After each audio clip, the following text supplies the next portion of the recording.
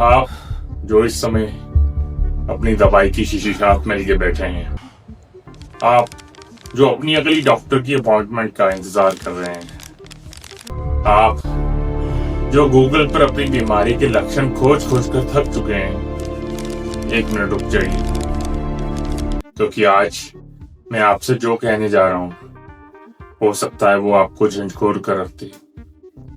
हो सकता है आपको मेरी बात पसंद ना आए, हो सकता है आप मुझसे सहमत ना हो, लेकिन अगर आपने इस वीडियो को लास्ट तक देखा तो शायद आप अपने शरीर को कभी भी पहले जैसी नजर से नहीं देख पाएंगे।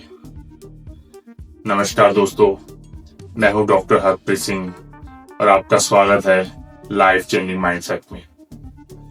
आज हम ऐसे टॉपिक पे बात करने वाले हैं जिसके बारे में दुनिया भर में रिसर्च हो रही है, लेकिन जिसके बारे में अभी भी बहुत सारी गलतफहमियां मौजूद है। क्या हमारी सोच, हमारा स्ट्रेस, हमारे इमोशंस हमारी हेल्थ को इफेक्ट कर सकते हैं?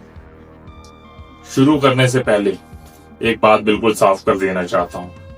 मैं ये नहीं कह रहा कि हर बीमारी सिर्फ सोच की होती है। कई बीमारियों के पीछे infection, genetic problems, lifestyle disorders या दूसरे कोई बायोलॉजिकल रीजंस होते हैं। लेकिन अगर आपको कोई बीमारी है तो डॉक्टर की सलाह और इलाज सबसे इम्पोर्टेंट है। लेकिन ये भी उतना ही सच है कि हमारा मन, हमारा स्ट्रेस और हमारी इमोशनल सर्कमस्टांसेस हमारी बॉडी की पूरी कार्य प्रणाली, हमारी इम्यून सिस्टम, हमारी नींद और ठीक होने की पूरी प्रक्रिया पर गहरा असर डालती है। और यही रिश्ता आज की पूरी वीडियो का टॉपिक है। कई बार हमारा शरीर ये कहानी सुनाता है जिसे हमारा मन सालों से दबाकर बैठा होता है। और इसी बात को समझने के लिए मैं आपको एक कहानी सुनाना चाहता हूँ जिसने पूरी दुनिया का ध्यान अपनी ओर खींचा। ये कहानी है नॉर्मन कॉजन्स की। साल था 1964। नॉर्मन कॉजन्स, जिसको एक जाने माने लेखक के रूप में जाना जाता है, जिन्हें एक बहुत ही दुर्लभ और बेहद ही दर्दनाक बीमारी का पता चल गया। उसके जोड़ों में इतना दर्द रहता था कि कई बार पलक झपकने तक मुश्किल हो जाता था। इलाज चल रहा था, लेकिन उन्हें महसूस होने लगा कि उसका शरीर सिर्फ बीमारी से नहीं बल्कि लगातार डर, तनाव और निराशा से लड़ रहा था। यही उन्होंने एक अलग फैसला लिया। उन्होंने डॉक्टरों का इलाज बंद नहीं किया, लेकिन उन्हें अपने मन के माहौल को बदलने का फैसला किया। उन्होंने खुद को लगातार डर और निराशा वाले माहौल से, वातावरण से दूर किया। उन्होंने कॉमेडी फिल्में देखनी शुरू की, जैसे चार्ली चैपलिन, मार्क्स ब्रदर्स की हर वो चीज जो उन्हें दिल खोल कर हंसा सके। लोगों को ये अजीब लगेगा ही ना, एक बंदे को इतनी बड़ी प्रॉब्लम है और वो कॉमेडी मूवीज देख रहा है। लेकिन नॉर्मन के मन में कुछ और ही सवाल था। अगर स्ट्रेस बॉडी को नुकसान पहुंचा सकती है, तो क्या खुशी, दिमाग, उम्मीद और हंसी शरीर की हीलिंग जर्नी में मदद नहीं कर सकती? है ना हैरानी वाली बात। कुछ समय बाद उन्होंने एक इंटरेस्टिंग बात महसूस की। जब भी वह हंसते हुए उन्हें कुछ घंटों के लिए बिताते थे, तो उन्हें दर्द में राहत मिलती थी और पहले से बेहतर नींद आती थी। क्या सिर्फ हंसी ने उन्हें ठीक कर दिया है? ऐसा कहना सही नहीं होगा, लेकिन उनकी रिकवरी जर्नी ने दुनिया का एक इम्पोर्टेंट सवाल जरूर दिया। क्या मन और बॉडी का रिश्ता हमारी कल्पना से कहीं ज्यादा गहरा है? आज भी शोध बताते हैं कि लंबे समय तक रहने वाला तनाव, स्ट्रेस हमारे शरीर में स्ट्रेस हार्मोन्स इतने बढ़ा देता है जिसका असर हमारी नींद, हमारे इम्यून सिस्टम और शरीर की रिकवरी प्रोसेस पे पड़ जाता है। यही वजह है कि आज दुनिया भर में दवाइयों के साथ साथ स्ट्रेस मैनेजमेंट, मेडिटेशन और माइंडफुलनेस और मेंटल हेल्थ पर पहले से कहीं ज्यादा जोर दिया जा रहा है। नॉर्मन की कहानी हमें सिर्फ उम्मीद नहीं देती, ये होप नहीं देती, एक सवाल देती है, क्या हम अपने शरीर का इलाज तो कर रहे हैं लेकिन अपने मन को बिल्कुल भूल चुके हैं? अगर नॉर्मन की कहानी आपको उम्मीद देती है तो मैं आपको एक ऐसी महिला की कहानी सुनाने जाऊंगा जिसने लाखों लोगों की अपने भीतर झांकना सिखाया। वो महिला कोई और नहीं, उसका नाम था लुइस हे। उसने दुनिया के सबसे लोकप्रिय सेल्फ हेल्प किताबों में से एक लिखी हुई, you can heal your life. लेकिन उस किताब के पीछे एक ऐसी जिंदगी छिपी थी जिसके बारे में सुनकर शायद आपका दिल भी भारी हो जाए। बचपन में हिंसा, अपमान, इंसल्ट, इमोशनल आघात कह सकते हो, और ऐसे घाव जो शरीर पर नहीं होते, सीधे आत्मा पर किए जाते हैं। समय बीतता गया, उसने अपना कैरियर बनाया, लाखों लोगों को इंस्पायर किया, लेकिन अंदर कहीं ना कहीं कुछ चल रहा था। वो दर्द अभी भी जिंदा था और एक दिन उसे सर्वाइकल कैंसर का पता चल गया। और इसी सर्वाइकल कैंसर का पता चला तो उसने इलाज शुरू करवाया, लेकिन उसी दौरान उसने क्या फील किया, उसने खुद से एक सवाल पूछा कि क्या मेरा शरीर कुछ बताने की कोशिश कर रहा है? ये सवाल आज भी लाखों लोगों को सोचने पे मजबूर कर रहा है। लुइस का विश्वास था कि सालों तक दबा हुआ गुस्सा, गिल्ट और खुद से नफरत जो अंदर ही अंदर मेंटल जो शांति थी दिमाग की, उसको धीरे धीरे खत्म कर रही थी। उसने तय किया कि वो सिर्फ अपनी बॉडी का ही नहीं, अपने मन का भी सामना करेगी। और उसके इसी फैसले ने इस थेरेपी की मदद ली, माफ करना सीखा। उन्होंने उन सब लोगों को माफ करने की कोशिश की जिन्होंने उसे तकलीफ दी थी। इसलिए नहीं कि वो बहुत दरिया दिल थी या जो हुआ वो सही नहीं था, बल्कि इसलिए क्योंकि वो अपनी अतीत की जो पास्ट की कैदी बनकर नहीं जीना चाहती थी। वो रोज आईने के सामने खड़े होकर खुद से कहती थी कि मैं तुम्हें एक्सेप्ट करती हूँ, आई एक्सेप्ट यू, मैं तुम्हें प्यार करती हूँ, आई लव यू। और शुरुआत में ये कहना भी आसान नहीं था, लेकिन धीरे धीरे उसे महसूस किया कि जिस इंसान से उसे सबसे ज्यादा प्यार की जरूरत थी वो कोई और नहीं था, वो खुद थी। और लुइस ने बाद में ये लिखा कि इस मेंटल और इमोशनल बदलाव ने उसकी हीलिंग जर्नी में एक इम्पोर्टेंट रोल दिया। उसका व्यक्तिगत अनुभव था, पर्सनल एक्सपीरियंस। बाकी हर व्यक्ति की कहानी अलग होती है, हर बीमारी अलग होती है, लेकिन उसकी कहानी हमें एक गहरा सवाल पूछने पे मजबूर कर देती है। आप भी सोचिए, क्या हम अपने शरीर का इलाज करते करते अपने मन के घाव को भूल गए हैं? भूल चुके हैं हम अपने मन के घाव को कि कहां से हमें आघात हुआ, कहां चोट लगी, कहां स्ट्रेस या ऐसा ट्रॉमा हुआ। यहीं से हम पहुंचते हैं एक ऐसे शब्द तक जिसके बारे में आज पूरी दुनिया बात कर रही है। दैट्स कॉल्ड ट्रॉमा, यानी वो दर्द जो घटना खत्म होने के बाद भी हमारे भीतर जिंदा रहता है। हम अक्सर सोचते हैं कि जो बीत गया वो खत्म हो गया, वो चला गया, बचपन का अपमान या वो इंसल्ट, किसी ने आपको धोखा दिया हो, किसी अपने का दर्द, या बार बार कोई फेलियर या किसी अपने को खोने का दर्द, हम उन्हें अपने मन में किसी अंधेरे कोने में बंद कर देते हैं। हम मुस्कुराते जरूर हैं, काम पर जाते हैं, डेली रूटीन्स होती है, लोगों से मिलते हैं, सब कुछ अच्छा चल रहा होता है। दुनिया को लगता है कि he is a normal person, सब ठीक है यार इसके साथ। लेकिन क्या सचमुच सब ठीक होता है? आपको लगता है कि सब कुछ ठीक होगा, लेकिन कई बार ट्रॉमा सिर्फ यादों में नहीं रहता, वो हमारे नर्वस सिस्टम के काम करने के तरीकों को भी इफेक्ट करता है। यानी घटना खत्म हो चुकी है, इंसिडेंट जो होना था वो हो गया, लेकिन बॉडी अभी भी खतरा महसूस कर रही है। इसलिए कुछ लोग बिना किसी वजह के हर समय बेचैन रहते हैं। किसी की नींद बार बार टूट जाती है, किसी का दिल अचानक तेज धड़कने लगता है, किसी को हमेशा थकान ही महसूस रहती है, वो कभी एक्टिव फील ही नहीं करेगा, जैसे लगेगा बॉडी में जान ही नहीं है। कई लोगों को बार बार सिर दर्द, पेट की परेशानी, बॉडी की प्रॉब्लम, पूरी बॉडी में पेन। हर बीमारी ट्रॉमा से होती है, ये भी बिल्कुल सही नहीं है, लेकिन इतना जरूर समझ जाइए, माइंड और बॉडी एक दूसरे से कहीं ज्यादा जुड़े हुए हैं। हम अक्सर सोचते हैं, जरा सोचिए, अगर आपका मोबाइल हर समय बैकग्राउंड में दर्जनों ऐप चलाता रहे तो क्या होगा? बैटरी खत्म होगी ना, जल्दी खत्म होगी, फोन गर्म होने लगेगा और उसकी परफॉर्मेंस धीरे धीरे गिरने लगेगी।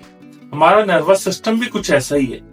अगर वह सालों तक का वो डर, वो स्ट्रेस, वो गिल्ट, वो सर्वाइवल मूड में चलता रहता है और बॉडी को आराम करने की और रिपेयर करने की और रिकवरी करने का समय ही नहीं मिलता। जब आपको रिकवरी का टाइम ही नहीं मिलेगा तो आप ऑलवेज टायर्ड रहोगे ना, थके थके फील करोगे। शायद इसीलिए तो कई बार हमारी सबसे बड़ी लड़ाई बीमारी से नहीं होती, उस तनाव से होती है, उस स्ट्रेस से होती है जिसे हम सालों से एक नॉर्मल मानकर जी रहे होते हैं। लेकिन अगर आज हमारा अतीत, हमारा पास्ट हमारे प्रेजेंट को इफेक्ट कर रहा है तो क्या हमारा फ्यूचर भी पहले से तय है? अगर हमारी किसी फैमिली में डायबिटीज रही है, हार्ट डिसीज रही है मान लीजिए, या कोई और ऐसी दूसरी क्रिटिकल या क्रॉनिक बीमारी रही है, तो क्या हमारे जीन्स भी हमारी किस्मत लिख चुके हैं? हमारी जीन्स में वही बीमारी लिखी कि आपको भी वही होगी, या कहानी अभी पूरी नहीं हुई? यहीं से शुरू होती है एपिजेनेटिक्स की दुनिया। जीन्स एक किताब की तरह है, लाइक ए बुक। उस किताब का हर पन्ना, हर पेज, हर समय नहीं खुलता। कुछ पन्ने बंद रहते हैं, कुछ खुलते हैं। ये कई बातों पर डिपेंड करता है। आपकी नींद, आपका खान पान, आपका एक्सरसाइज, आपकी लाइफस्टाइल, कहीं आप स्ट्रेस तो नहीं लेते, आप स्मोकिंग तो नहीं करते, आपका एटमॉस्फेयर कैसा है, ये सभी फैक्टर्स मिलकर आपकी बॉडी पर असर डालते हैं। बात लगभग हर डॉक्टर मानेगा कि आपकी लाइफस्टाइल मायने रखती है, आपकी नींद मायने रखती है, आपका स्ट्रेस मायने रखता है, आपका भोजन, आपकी रोज की आदतें, डेली रूटीन, हर दिन आपकी बॉडी के साथ बातचीत करने का तरीका।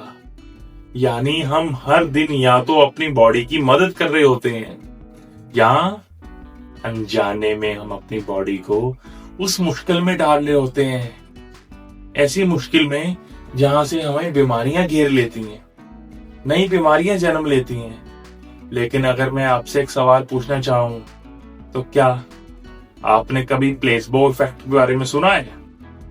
प्लेसबो इफेक्ट, मान लीजिए दो मरीज हैं, दोनों को एक जैसी साधारण गोली दी गई है, लेकिन एक मरीज ने से कहा जाता है कि ये बड़ी असरदार गोली है, बड़ी इफेक्ट करेगी, आप खाइए।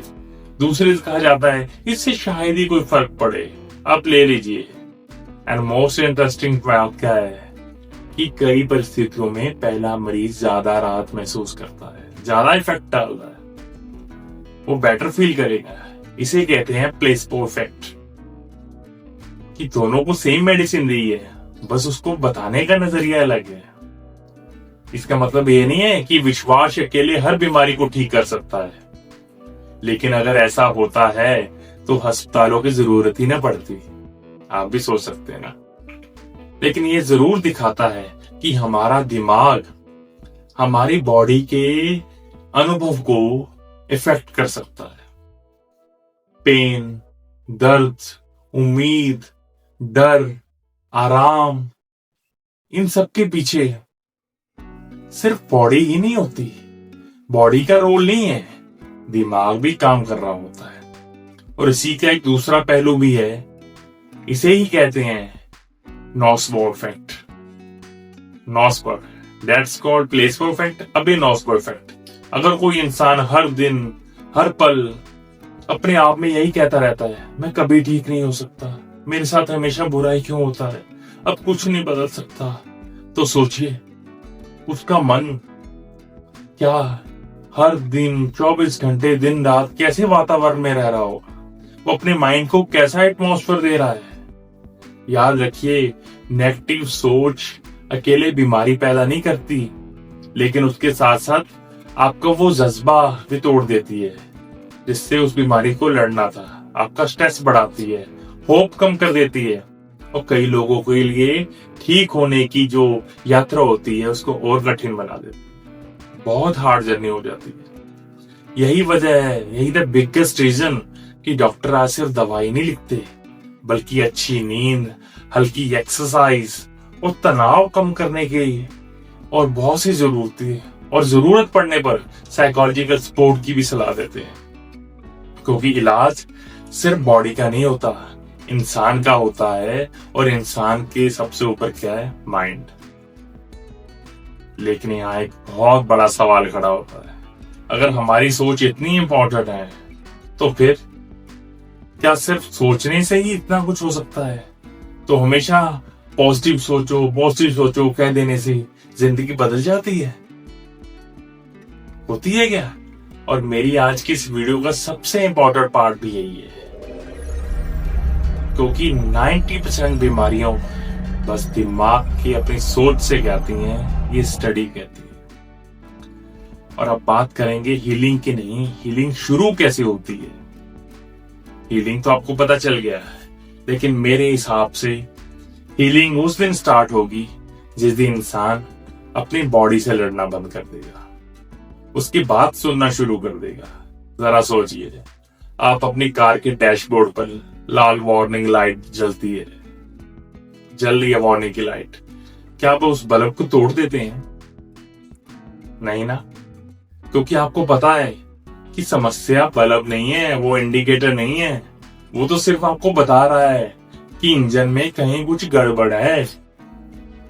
और ठीक सेम प्रोसीजर हमारे बॉडी में अलाउ होता है, सेम वैसे ही इंप्लीमेंट होता है। कई बार दर्द, थकान, बेचैनी या कोई भी बॉडी की जो सिम्टम आते हैं, लगातार टेंशन होना, वो सिर्फ आपके दुश्मन नहीं होते, इट्स ऑल्सो सिम्टम कि कहीं ना कहीं आपकी बॉडी में कुछ गड़बड़ चल रही है। तो जिंदगी जीने का तरीका बदलने का समय आ गया है अब दोस्तों, और यही बदलाव आपको बड़े छोटे छोटे कदमों से लेना होगा। मैं आपको आज 5 छोटे छोटे कदमों से शुरुआत करनी बताऊंगा, जिससे आप एक नई वे में शुरू करना चाहिए। पहला कदम, रुकिए और सुनिए। अगली बार जब आप स्ट्रेस में हो या बहुत गुस्से में हो तो एग्जैक्ट तुरंत इंस्टेंट रिप्लाई नहीं देना किसी को, सिर्फ 1 मिनट रुकिए, पॉज लीजिए, खुद से पूछिए, मैं इस समय स्ट्रेस में हूं, क्या महसूस कर रहा हूं? गुस्सा, डर, अकेलापन या कुछ और? कुछ भी होगा, या सिर्फ थकान है ये? कई बार यही सब सोचने के वक्त आपके इमोशन को पहुंचने में इतना टाइम लगता है कि उसको बदलने की पहली सीढ़ी बन जाता है वो। और दूसरा कदम क्या होता है? दूसरा स्टेप, इमोशंस को दबाइए मत, दबाना बंद कर दो जो आपके अंदर चल रहा है। हमें बचपन से सिखाते हैं, लड़के रोते नहीं है जी, मजबूत लोग टूटते नहीं है, सब कुछ अपने अंदर रखो। लेकिन सच्चाई इसके बिल्कुल ऑपोजिट है। जो इमोशंस बाहर आने का रास्ता नहीं पाते ना, वो अक्सर अंदर ही अंदर शोर मचाते रहते हैं, यहां घूमते रहते हैं। और अगर रोना आए तो रोइए मत, ऐसा भी बोला गया है, लेकिन रोइए सर, रोइए। दोस्तों, अगर किसी भरोसेमंद इंसान से बात करनी हो तो कीजिए, अगर जरूरत हो किसी मेंटल हेल्थ प्रोफेशनल की तो मदद लीजिए, लेकिन अंदर ही अंदर दबना बंद कर दो, इमोशंस को बहाना बंद कर दो, मदद मांगो। मदद मांगना कमजोरी नहीं है, परिपक्वता है। थर्ड स्टेप, माफ करना सीखिए। ये माफ करना ये नहीं कहता कि जो हुआ वो सही था, या माफ करना ये कहता है कि मैं अब अपने पास्ट को अपने प्रेजेंट पे राज नहीं करने दूंगा, हावी नहीं होने दूंगा। और सबसे मुश्किल माफी दूसरों की नहीं होती, सबसे मुश्किल माफी खुद को देना होता है। फोर्थ स्टेप, अपने दिमाग को रोज थोड़ा आराम दीजिए। हर दिन सिर्फ 10 मिनट मोबाइल से दूर, शोर से दूर, सिर्फ आप और आपकी सांसें। मेडिटेशन कीजिए, प्रेयर कीजिए या बस शांत बैठ जाइए, क्योंकि जब मन धीरे धीरे शांत होता है ना, तो कई लोगों के लिए शरीर भी राहत महसूस करने लग जाता है। 5वां कदम, अपनी बॉडी के साथ रिश्ता बदलिए। हर सुबह आईने में खुद को देखिए। पहली बार अपनी कमियां मत खोजिए, बस इतना कहिए, thank you thank you thank you. धन्यवाद उस दिल को जो बिना रुके धड़क रहा है। थैंक यू उन लंग्स को जो हर पल आपको सांस दे रहे हैं। थैंक यू उस बॉडी को जो लाख मुश्किलों के बाद भी हर सुबह आपको एक नई शुरुआत देती है। मैं आपको एक आखिरी बात कहना चाहता हूँ। हो सकता है आज भी बहुत सारे लोग ये पूरी वीडियो देखें और जब बंद करें, यार अच्छी बातें थी, लेकिन कल से फिर वही तनाव, वही स्ट्रेस, वही गुस्सा, वही भाग दौड़, वही सारी लाइफस्टाइल। लेकिन अगर आप यहाँ तक पहुंचे हैं तो शायद आप सिर्फ ये वीडियो नहीं देख रहे थे, आप अपनी बॉडी की आवाज सुन रहे थे। याद रखिए, हीलिंग हमेशा हॉस्पिटल से शुरू नहीं होती। कई बार हीलिंग उस दिन शुरू होती है जिस दिन इंसान अपने मन की सुनना शुरू कर देता है। अगर आज आपने तय कर लिया कि आप अपनी बॉडी के खिलाफ नहीं हैं, उसके साथ मिलकर जिएंगे, तो अपने आप से कहिए, यह बॉडी मेरा साथी है सबसे बड़ा।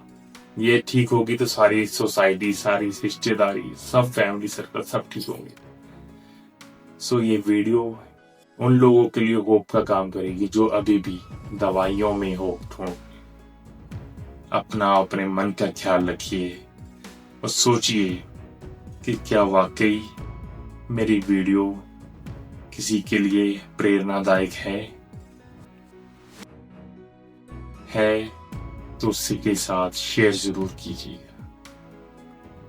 शायद किसी का आपका एक छोटा सा शेयर किसी की जिंदगी बदल दे। फिलहाल के लिए मुझे इजाजत दीजिए।